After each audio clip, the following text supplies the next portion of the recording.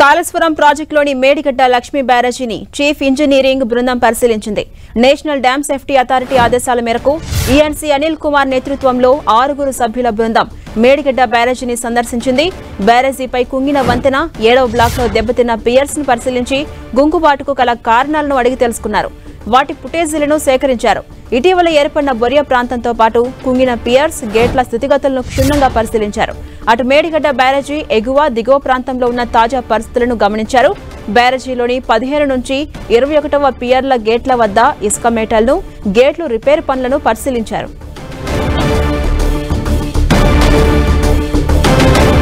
ఇక ఇదే అంశానికి సంబంధించి మరింత సమాచారం మా ప్రతినిధి సతీష్ అందిస్తారు. సతీష్, మేడిగడ్డ బ్యారేజ్ తాత్కాలిక పునరుద్ధరణ పనులు కొనసాగుతున్నాయి. ఈ పునరుద్ధరణ పనులు నేషనల్ డ్యామ్ సేఫ్టీ అథారిటీ బృందం ఇచ్చిన సూచనల మేరకు కొనసాగుతున్న నేపథ్యంలో ఈ పనులను పర్యవేక్షించేందుకు చీఫ్ ఇంజనీర్స్ అనిల్ కుమార్ నేతృత్వంలో ఇంజనీర్స్ అంతా కూడా దాదాపు 6 సభ్యుల గల ఇంజనీర్స్ బృందం మేడిగడ్డ బ్యారేజీని సందర్శించడం జరిగింది. అక్కడ జరుగుతున్నటువంటి పనులను క్షేత్రస్థాయిలో పరిశీలన చేశారు. 7వ బ్లాక్ వద్ద ఏదైతే బ్లాక్ 7 లో ఏదైతే బ్లాక్ 7 ఉందో ఆ బ్లాక్ 7 వద్ద జరుగుతున్నటువంటి పనులన్నీ కూడా గేట్ల కటింగ్ కావచ్చు, షీట్ ఫైల్స్, అదేవిధంగా గ్రౌటింగ్ పనులన్నీ కూడా ఈ ఇంజనీర్స్ బృందం పరిశీలన చేయడం జరిగింది. 19 నుంచి 21 ఈ గేట్లు ఏవైతుందో ఆ గేట్ల వద్ద ఒక బొరియా ఏర్పడింది. ఆ బొరియా సంబంధించినటువంటి గ్రౌండింగ్ పనులు కూడా కొనసాగుతున్నాయి. దీంతో పాటు ఆ బొరియా నుంచి పెద్ద ఎత్తున అక్కడ వాటర్ కూడా వస్తుంది. వాటిని అన్ని కూడా భారీ యంత్రాలతో లిఫ్ట్ చేయడం జరుగుతుంది. వాటి పనులను కూడా ఇంజనీర్స్ బృందం పరిశీలించడం జరిగింది.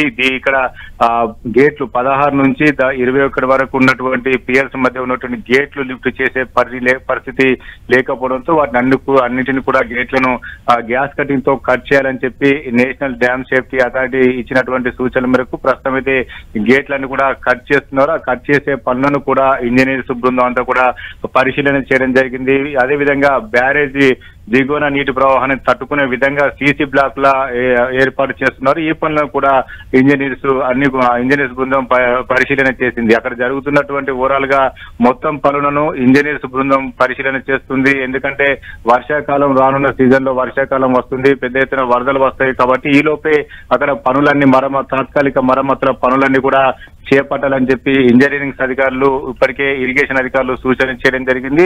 ఈ మేరకు పనులు ఏ మేరకు జరుగుతున్నాయి, ఎంత స్పీడప్ జరుగుతున్నాయి అనేది మాత్రం ఈఎన్సీ అనిల్ కుమార్ నేతృత్వంలో ప్రస్తుత బృందం అంతే కూడా పరిశీలన చేస్తుంది. ఈ సీజన్ వచ్చే నాటికి భారీగా వర్షాలు అదేవిధంగా వరదలు వచ్చే పరిస్థితున్న నేపథ్యంలో ఇక్కడ ప్రాణహిత గోదావరి నదుల ప్రవాహం ఎక్కువ ఉంటుంది. ఆ ప్రవాహాన్ని తట్టుకునే విధంగా ప్రస్తుతం అయితే తాత్కాలికంగా చేపట్టిన మరమ్మతు పనులన్నీ కూడా పటిష్టంగా ఉండాలి. వాటితో ఎటువంటి ఇబ్బంది లేకుండా అవాంతరాలు జరగకుండా పనులన్నీ పూర్తయ్యాలని చెప్పి ఇంజనీర్స్ బృందం సూచన చేస్తుంది. ప్రస్తుతం 6 సభ్యుల కమిటీ బృందం అక్కడ అధికారులకు సూచన చేస్తుంది. వర్షాలు ప్రారంభమయ్యే వరకే పూర్తి స్థాయిలో మేడిగడ్డ బ్యారేజ్ వద్ద పనులన్నీ పూర్తి చేయాలని సూచన చేస్తుంది. ఇప్పటికే ఎన్డీఎస్సీ ఇచ్చినటువంటి సూచనల మేరకు ప్రభుత్వం ఆ దిశగా అడుగులు వేస్తుంది. ఆ ప్రభుత్వం ఇస్తున్న సూచనలు అదేవిధంగా నిపుణులు ఇస్తున్న సూచనలను పరిగణలోకి తీసుకొని అక్కడ పనులన్నీ వేగవంతంగా జరిగేలా ఇంజనీరింగ్ అధికారులు బృందం పరిశీలన చేస్తుంది. అలాగే సతీష్, ప్రెసెంట్ గేట్లు కట్ చేసే పనులు జరుగుతున్నాయి కదా, ఇవి ఎప్పటి వరకు కంప్లీట్ అయ్యే అవకాశాలు ఉన్నాయి?